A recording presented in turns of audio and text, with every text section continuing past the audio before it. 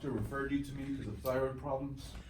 Yeah, Dr. Guadalupe had been talking to me about, some of my prior symptoms and that, I've had throat pains and things of the sort within, recent years. So that is something that I would like to get taken care of today.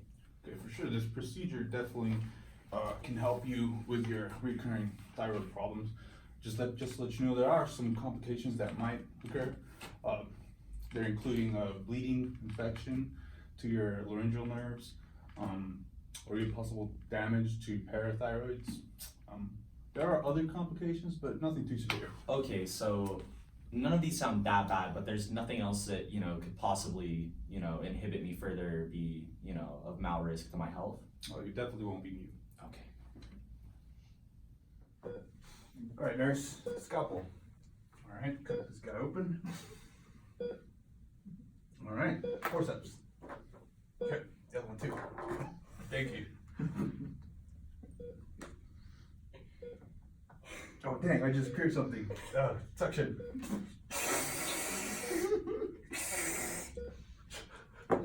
It'll be fine. Stitches. Alright.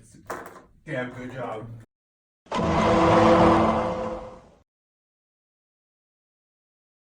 Next we have Dr. Smith, the defendant in the Cotter vs. Smith case of medical malpractice and negligence.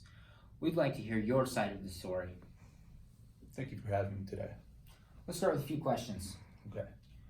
Why did you tell Mr. Carter that there wouldn't be anything to do with possible paralysis? Well, I thought I did, at least part of it, but I may have forgotten. Did you feel this would be a safe procedure? Yes, these procedures are done all the time,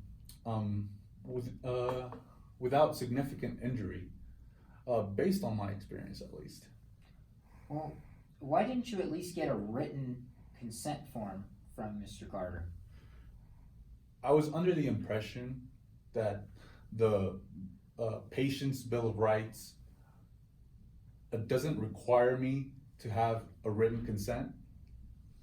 Understandable. Well, were you aware of the significant medical risks clause?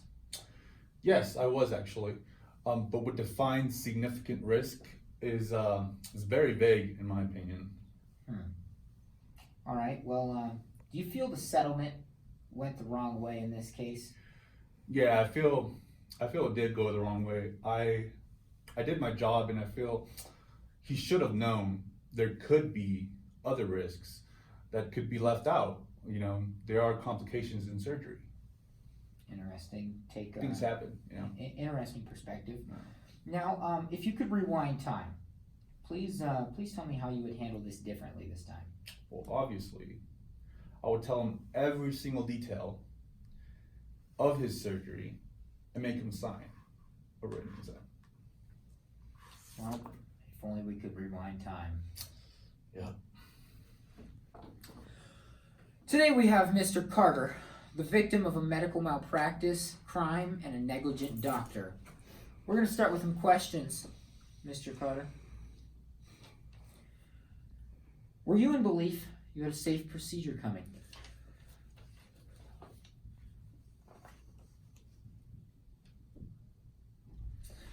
Specifically, did you know about the possible paralysis risk?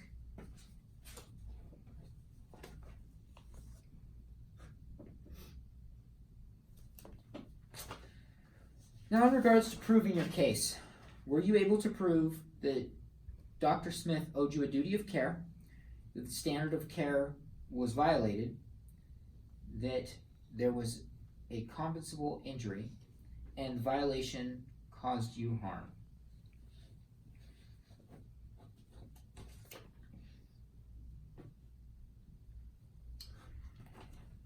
Would you have denied the surgery had you known all of the risks at hand?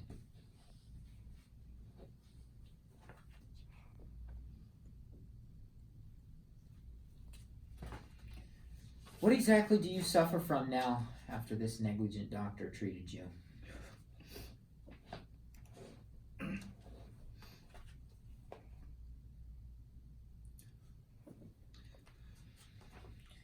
Was your original reoccurring problem significant enough for the risks that you unwillingly encountered in this procedure?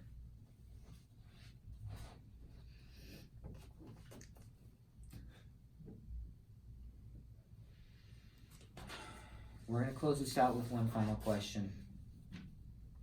Do you feel that $550,000 was enough